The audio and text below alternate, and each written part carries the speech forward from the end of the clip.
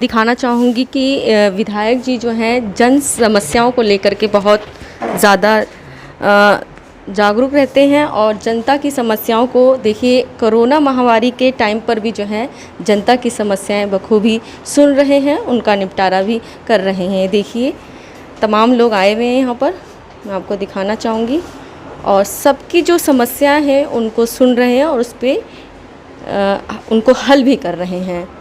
ये देखिए आप, इस महामारी में मुझे लगता है बहुत ही कम लोग होंगे विधायक जो कि जनता की समस्याओं को सुन रहे होंगे और अपने ऑफिस कार्यालय में उन्हें बुलाया जाता है, जो जनता समस्या लेकर आती है और उनकी समस्याओं को सुना जाता है और निपटाया भी जाता है। देखिए मैं हूँ दिल्ली के भजनपुरा इलाके में, गोंडा विधानसभा के विधायक जी अजय महावर जी।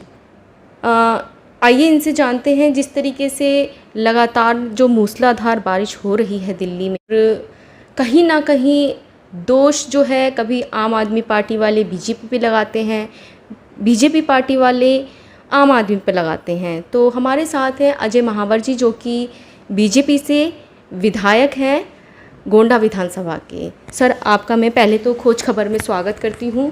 सर मैं ये जानना चाहती हूँ जिस तरीके से मूसलाधार बारिश हो रही है दिल्ली में और लगातार जो है दोष जो है कभी बीजेपी वाले लगाते हैं आम आदमी पार्टी पे, तो कभी आम आदमी पार्टी लगाती है बीजेपी पे, लेकिन इसका निपटारा कोई नहीं करना चाहता है।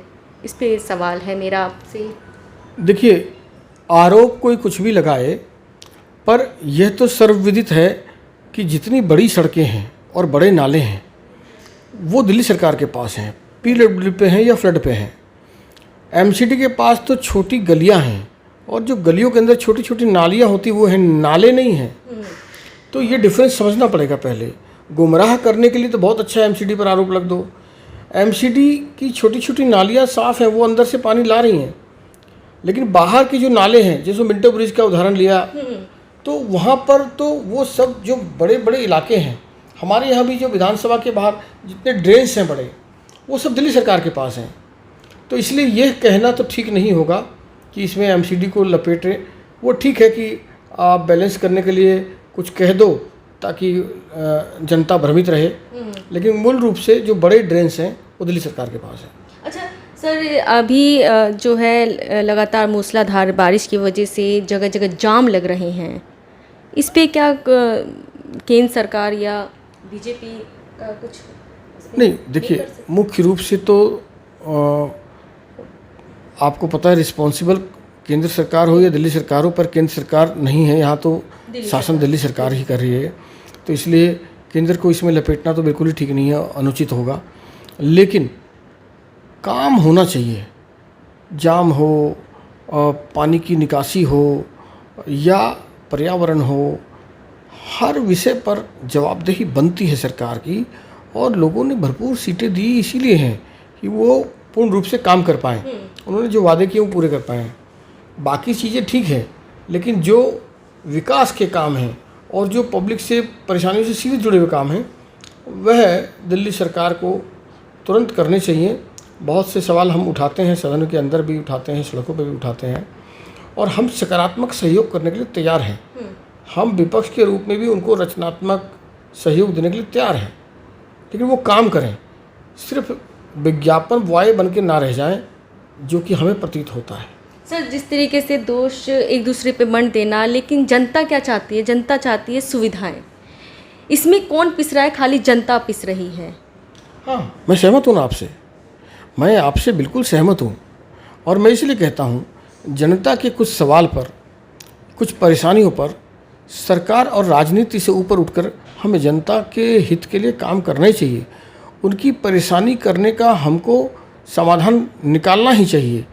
और मुझे लगता है कि समाधान निकालने में कम और सिर्फ जैसे मैंने कहा पोस्टर बॉय बनने में ज़्यादा रुचि रखेंगे तो बहुत ज़्यादा लंबा समय नहीं बिता पाएंगे। अच्छा सर, जिस तरीके से अभी आपने देखा होगा, अभी जो एक घिनौनी वारदात हुई एक छोटी बच्ची के साथ 12 साल की, और वो भी दिल्ली केंद्र में जो कि राजधानी है।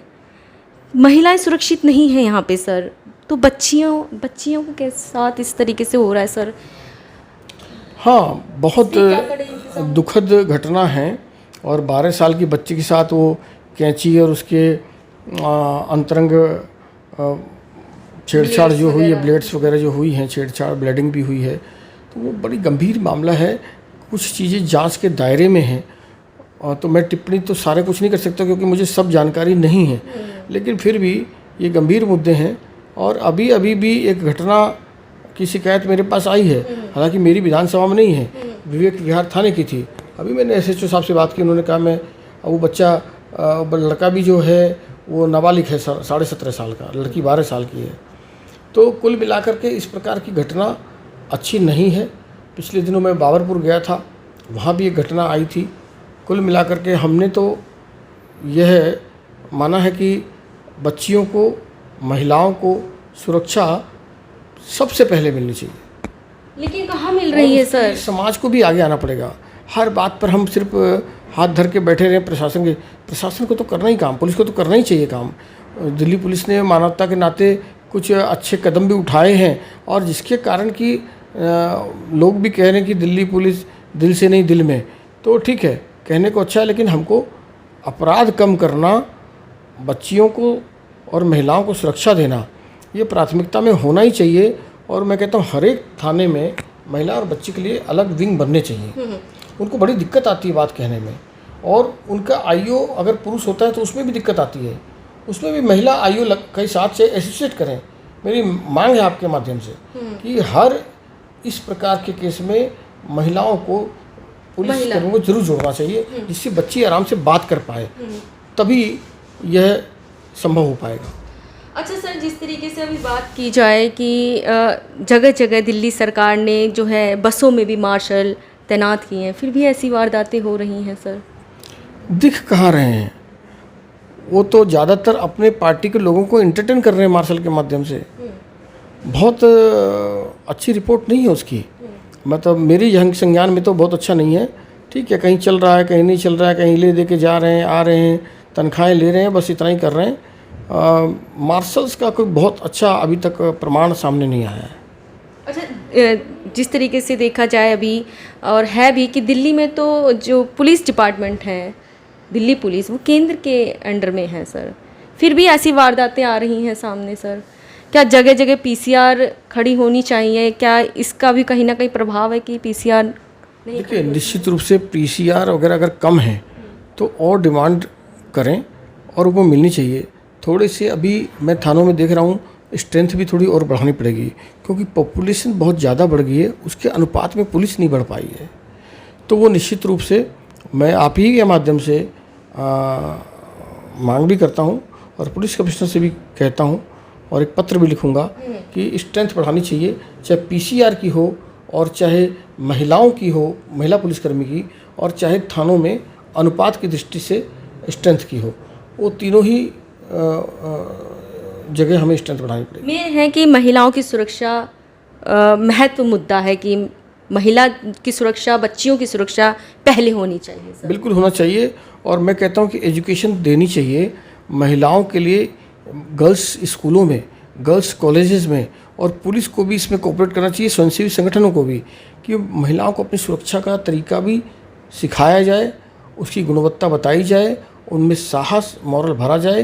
क्योंकि रानी लक्ष्मीबाई जहाँ देश में पैदा हुई हो, जिसमें हमने नारी सर्वत्र पूजते वेदों में पढ़ा हो, तो जहाँ आज भी देश की वित्त मंत्री निर्मला सीतारमण हो, है ना, तो ऐसे देश में जहाँ नारियों का अति सम्मान भी है और शास्त्रों में भी कहा गया है, तो निश्चित रूप से अगर कुछ दिमाग, कुछ लोग भटकते हैं, तो सही रास्ते पे लाने के लिए कानून, संस्कार दोनों का ही हमको सहारा लेना चाहिए, तब शायद ज़्यादा सफलता मिल पाएगी। अच्छा, कई बार क्या होता है, जो पीड़ित होती हैं, महिलाएं हो गई या बच्चियां हो गई या उनके घर वाले, जब उन थाने में जाते हैं तो उल्टा उन्हीं से सवाल जवाब करने लग जाते हैं पुलिस विभाग के लोग। इस पर क्या कहना चाहेंगे सर? नहीं, पूछताछ करने में कोई बुराई नहीं है।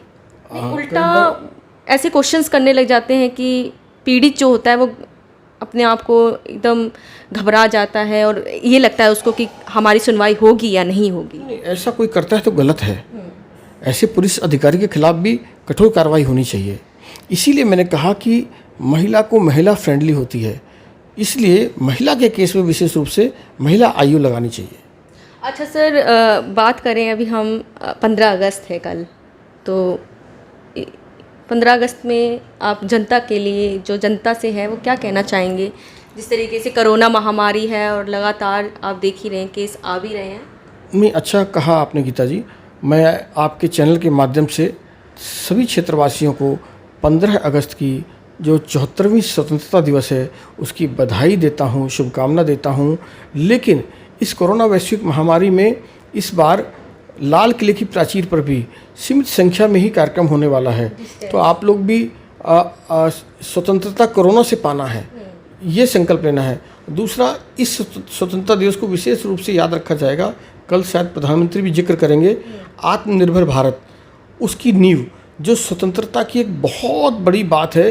भारत वाकई स्वतंत्र होने के लिए जितनी चीज़ें चाहिए, सिर्फ ये नहीं कि हमने कुछ भी बोल दिया, कहीं भी थूक दिया तो वो स्वतंत्रता है, वो गलत मायने हैं स्वतंत्रता के। सही स्वतंत्रता का मायने समझना पड़ेगा और आत्मनिर्भर जिस दिन भारत हो जाएगा, जिसकी नींव इस बार प्रधानमंत्री रखी है, तो निश्चित रूप से भारत सदियों, दशकों और हजारों साल तक स्वतंत्र ही रहेगा। अच्छा सर, जिस तरीके से अभी कोरोना महामारी में जो है आम आदमी पार्टी कहती है हमारा बहुत बड़ा योगदान रहा, हमने जगह जगह जो है कैंप खोले, लेकिन बीजेपी की तरफ से ऐसा कुछ भी कैंप वगैरह का खोलने का नहीं दिखाई दिया सर। ये तो हास्यास्पद बात है, इससे ज़्यादा कोई हंसी की बात नहीं हो सकती। जितनी सेवा बीजेपी वालों ने की और जो सेवा भाव बीजेपी के अंदर है, वो तो किसी पार्टी में हमने एक ई बुक बनाई है, अभी लॉन्च करने वाले हैं हम, गूगल पोर्टल पे डालेंगे, आप देखिएगा गूगल ड्राइव पर उसको। हमने ज़िले की और मंडलों की भी बनाई है।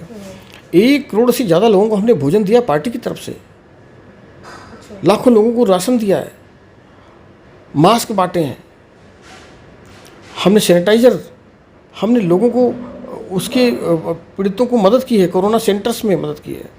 तो ये तो प्रवासियों को बाहर जाने में मदद की है, उनको चप्पल तक बांटी है, भोजन बांटे हैं। ये इसलिए नहीं कि किसी परेशान कर रहे हैं, ये इसलिए क्योंकि हमारे अंदर सेवा भाव है। ये पार्टी तो संस्कार और सेवा की ही पार्टी है, इसलिए आम आदमी पार्टी कुछ भी कहे, लोगों को सब पता है। अच्छा, गट वाला जो मंदिर है कश्मीरी गेट के पास, वहाँ पे रेन बसेरे बहुत हैं सर, तो काफ़ी मज़दूर लोग हैं और काफ़ी पीड़ित लोग हैं जो कहा जाता था कि दिल्ली सरकार की तरफ से उनके पास खाना आता है, उनको खाने की व्यवस्था की जाती है, लेकिन वहाँ पे ऐसा कई लोगों का जो मैंने इंटरव्यू किया तो वो लोग कह रहे थे कि हमारे पास कुछ नहीं आता, जो प्राइवेट लोग हैं वो ही दे जाते हैं सर। तो बीजेपी की तरफ से क्या उधर ऐसी मदद? देखिए गीता जी, आपको समझना पड़ेगा, मैंने अभी स्वयंसेवी संगठनों की बात बताई आपको। दिल्ली के रैन बसेरे चलाना, उनको भोजन मुहैया कराना, वो दिल्ली सरकार का कर्तव्य है, अधिकार है, और उसके लिए फंडिंग है। करोड़ों रुपए वो खर्च करते हैं इनके नाम पर, वो अपने पास से निजी सेवा नहीं कर रहे हैं। हमने जो आपको बात बताई वो निजी चैरिटी से पार्टी ने किया है, पार्टी के कार्यकर्ताओं ने किया है, अपने घर के पैसे प्राइवेट कर रहे हैं। हाँ, वो तो सरकारी है, और सरकारी तंत्र में भी अगर वो फेल होते हैं तो लानत है ऐसी सरकार पर। ठीक है सर, तो ये थे हमारे साथ बीजेपी विधायक गोंडा विधानसभा के अजय महावर जी, जिन्होंने यही बताया। तो 15 अगस्त है, उस पर जो है आप सोशल डिस्टेंसिंग का पूरा ख्याल रखें और 2 गज की दूरी बनाकर ही 15 अगस्त मनाएं। तो आप लोग खोज खबर को देखते रहिए, खोज खबर को सब्सक्राइब कीजिए, लाइक कीजिए, शेयर कीजिए, कमेंट्स कीजिए एंड बेल आइकन दबाना ना भूलिए।